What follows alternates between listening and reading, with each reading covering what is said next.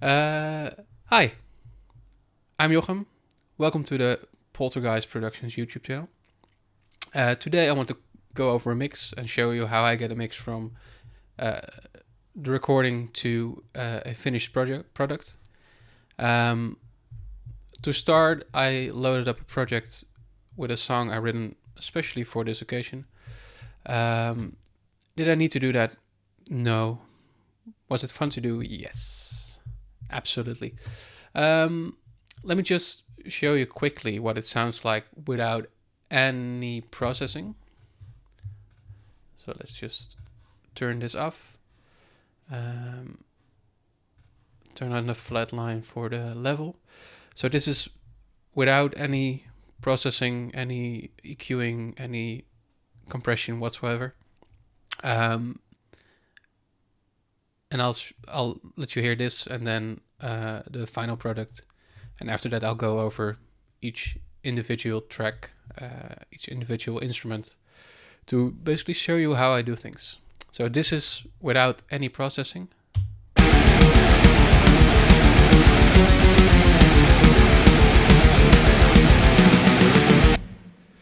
And this is with all the processing.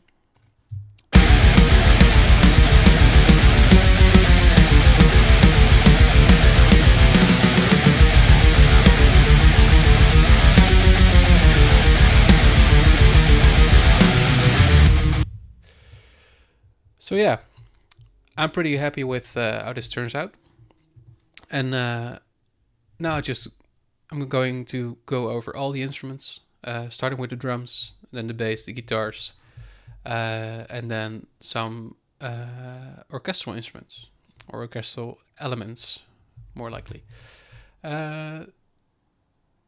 Yes, I'll turn off everything on the mix bus except the flat line again for the volume, and I'll start with the drums. So I'll just solo them and take out all the inserts and all the sends. And this is what the drums sound like, just leveled, just balanced, more likely.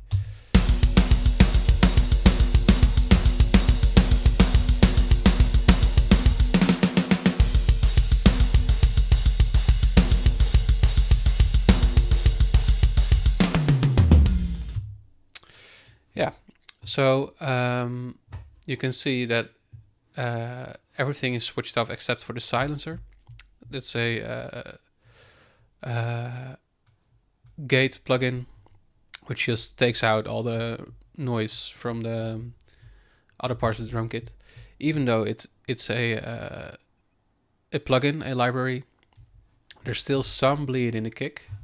Let me just show you here. Switch it off.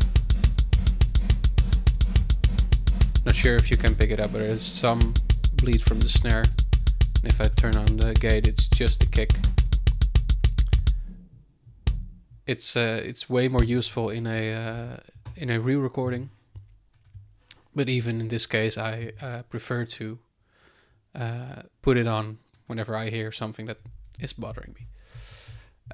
Next, the thing you see is that on every channel is a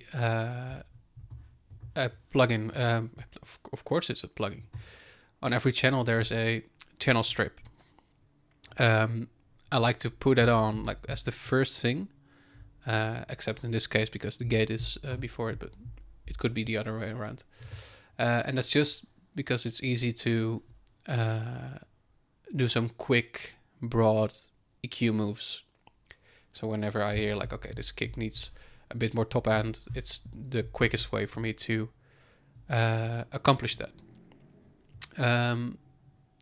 So let's just go over every track, and I'll show you what I've done.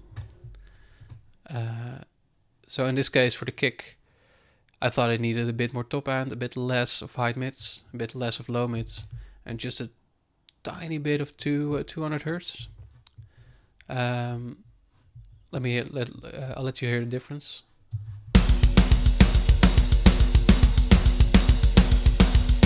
It's very subtle.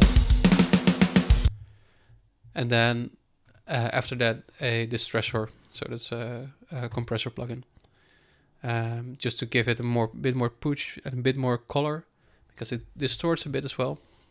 This the dis in distressor. So again, without and with.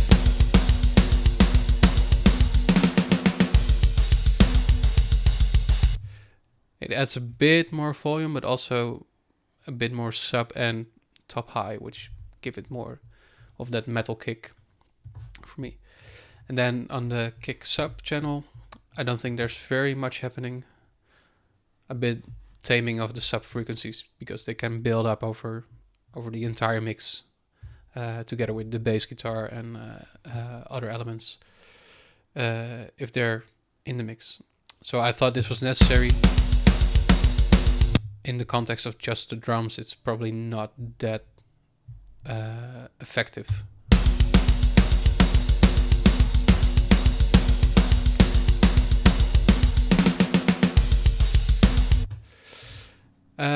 Then for the kick bus channel, there's again the channel strip, which adds a bit of top end, takes a bit of high mids out of it, a bit of low mids out of it, and that's it. Again, it's similar to this one, but because it combines like the two kick channels, I thought it needed to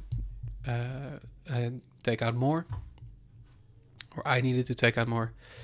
And then there's a bit of an EQ dip in 100 hertz, and that's mostly to give space to the bass guitar later. And then last but not least, there's a dynamic EQ, and that is to tame the sub frequencies again.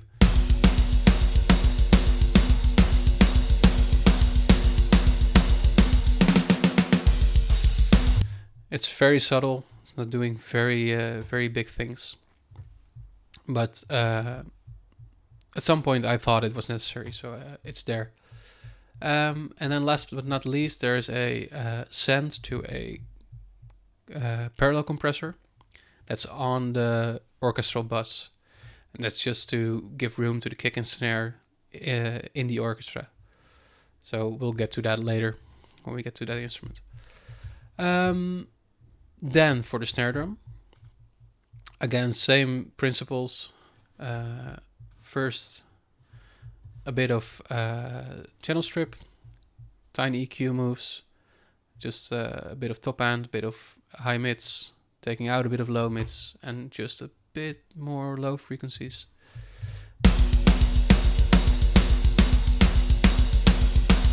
Just to color the sound. And then some bigger EQ moves. And this is maybe more interesting because it takes out a bit of the sub frequencies, and then it keeps the transients, so around 200 hertz for this snare drum. And then I take out a bit of the first overtones, which I can let you hear very easily by doing this.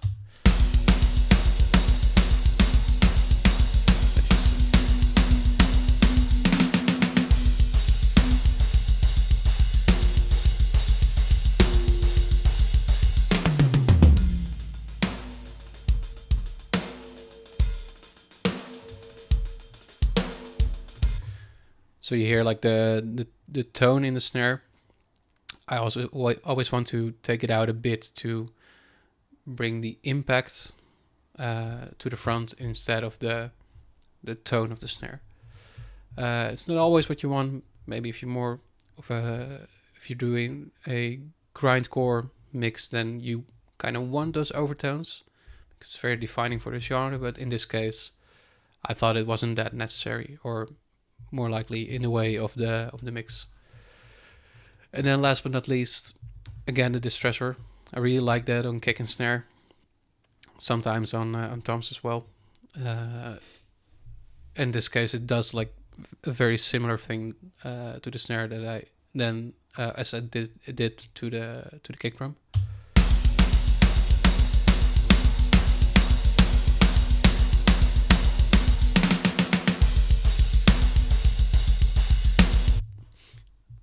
around 5-6 dBs gain reduction. I usually aim for 4, but this just sounded better to my ears, so it's there. Then on the snare bottom, there's just a bit of EQing, I guess. So a bit of top end, taking out the high mids, the low mids, and nothing in the low frequencies. Basically, what I want to do is get more of the crisp from the snare.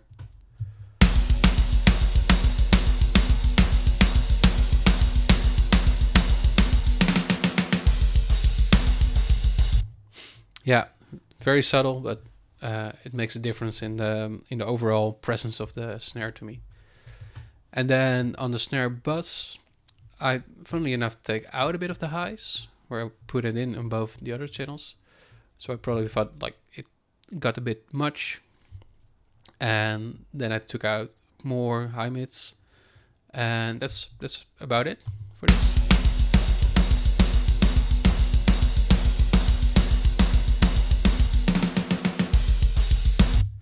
And then again for the sends, there's the parallel compressor on the orchestral bus and a snare reverb, which I always call it a snare reverb, but it's also on the toms bus. So maybe not the best naming from my part, but I know what I'm doing, so I'm not confused.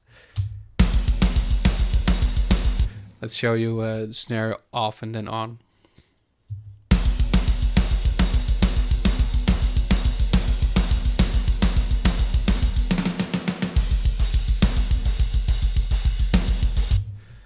I always like a very big reverb on the snare, but in the total mix, it can be too much very quickly.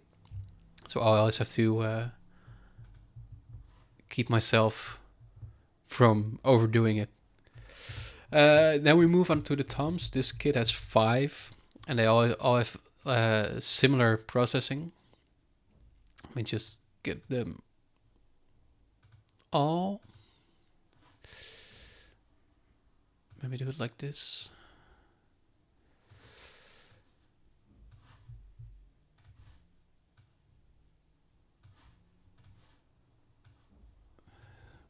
So you can see the EQ moves.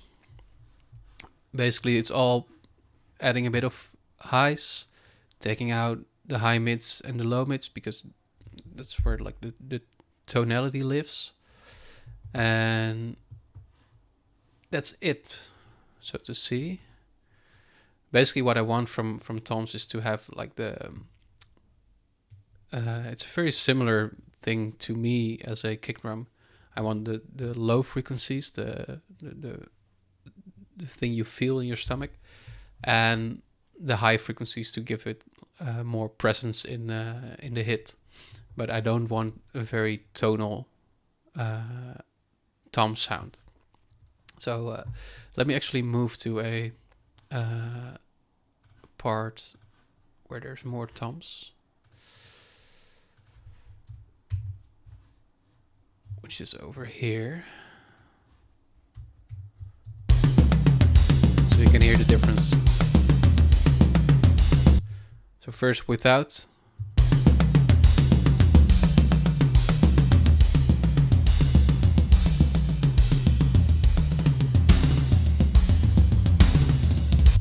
There's still a lot of tone left, so it's not like very dead.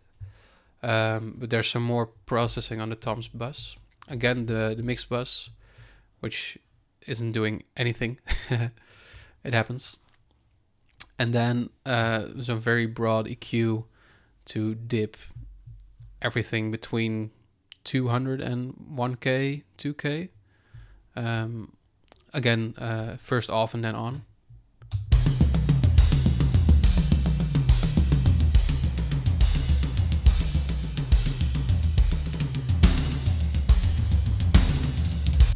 You hear it blends with the kick and the snare better, at least to my ears. And then last but not least, again, a bit of dynamic EQ to tame the sub frequencies.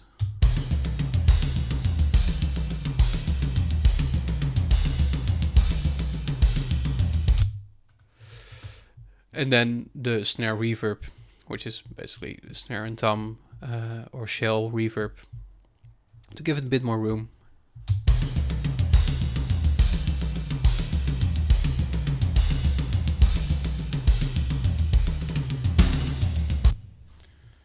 Just check.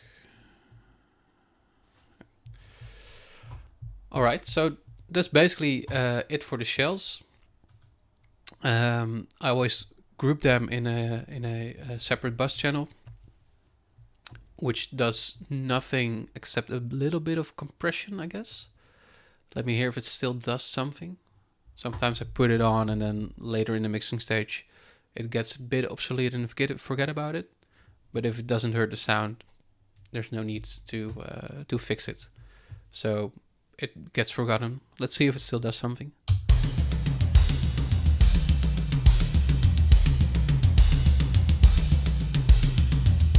It does a little bit of compression. Then it goes to the... seems backwards. Usually I do a compressor first and then saturation, which sounds better to me anyway. So let's change that. So next we go to the bus compressor. I really love using the Analog Obsession one. It's very easy to use and it sounds great for its purpose. So I'll let you hear it off and on.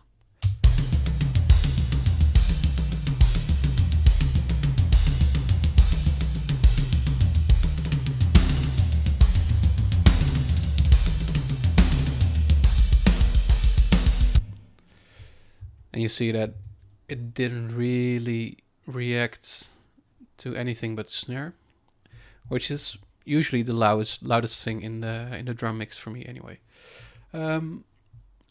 Let's take this part of the song again. Excuse me.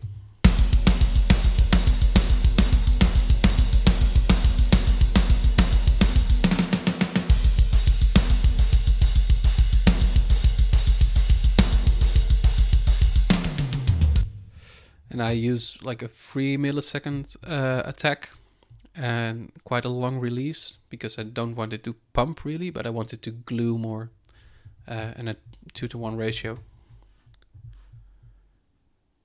And last but not least, there is a bit of saturation. There's a few options I use, and I always kind of like the stock plugin, the Magneto. I'll let you hear it with and without, or without and with.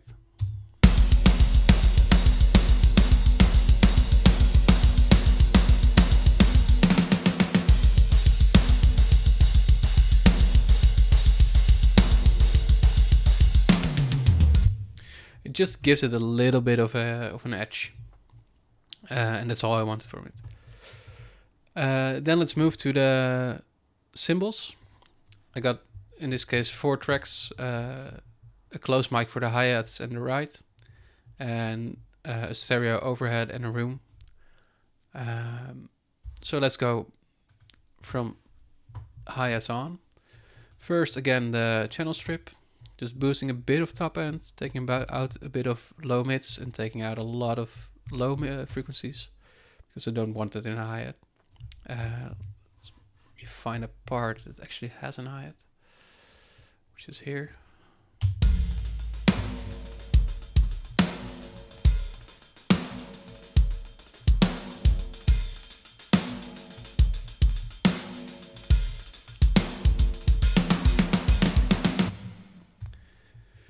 And then some more EQ moves, which is a pretty high pass.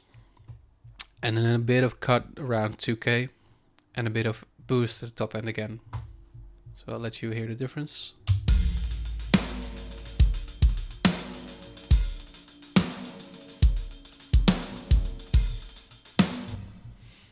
Just to give it a bit more presence in the mix. And then for the ride, it's, I think, only at the end in this case. So let's move to here. just a bit of EQing and a bit of compression in the channel strip. So I'll let you hear the difference.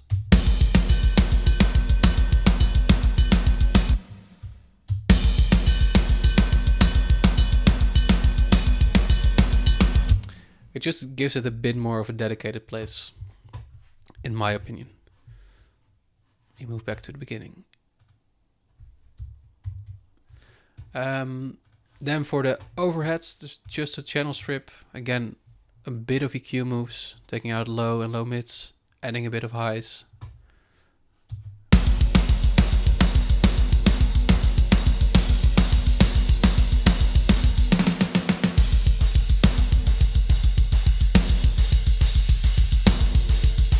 Also a bit of compression.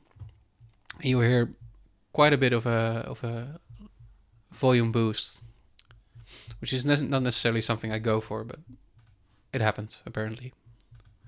And then for the room, I do quite the opposite. I take out a bit of highs and high mids, and I add a bit of low mids, just to give it a bit more of the body. And I like the combination of a room mic with a bit more body,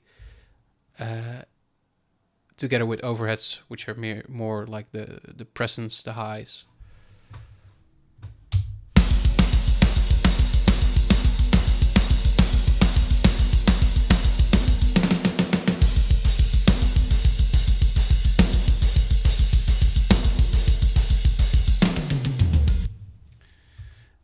You can hear the difference, especially in the snare drum.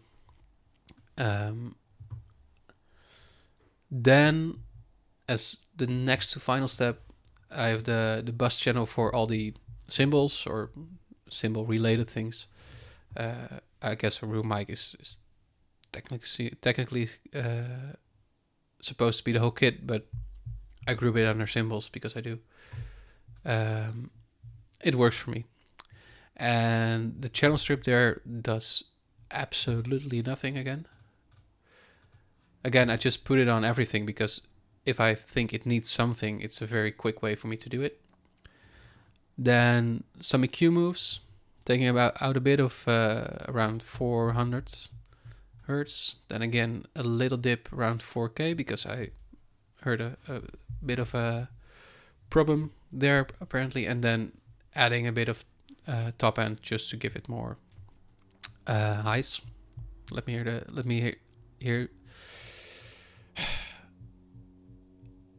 Let you hear the difference.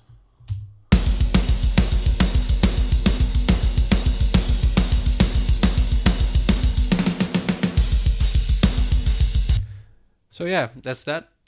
And then a bit of dynamic EQ to limit the amount of highs, because sometimes when there's like a lot of cymbals or it builds up too much. So I basically tame them again.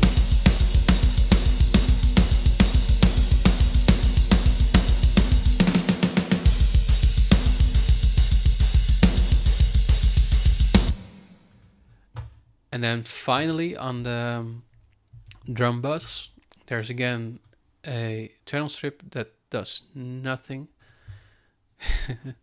It's kind of a theme. And then there's the True Iron plugin, which I use as a bit of saturation.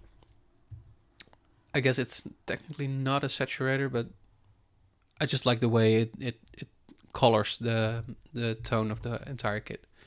So this is without.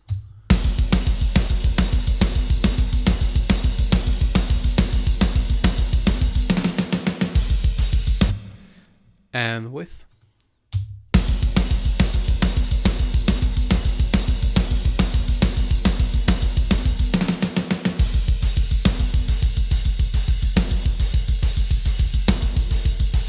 It just provides with a bit more glue to the entire kit.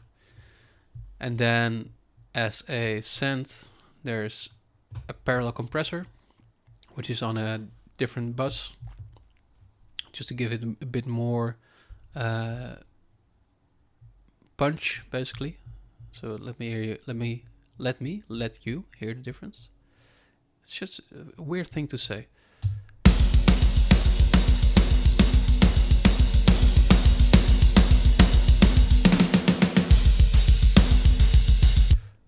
Also adding a bit of volume, and then at the end a drum room just to give it a bit more space.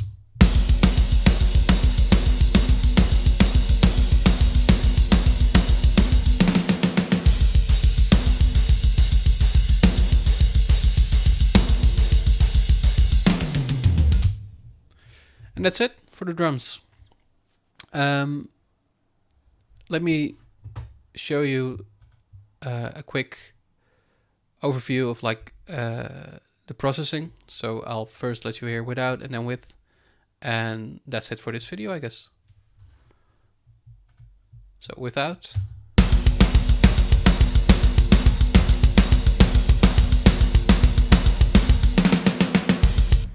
And with.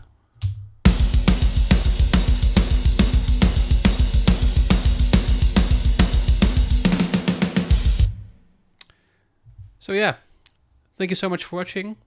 Like, comment, subscribe, do all the YouTube things. It really helps me out. And there will be more videos in the future. So I'll see you next time. Bye bye.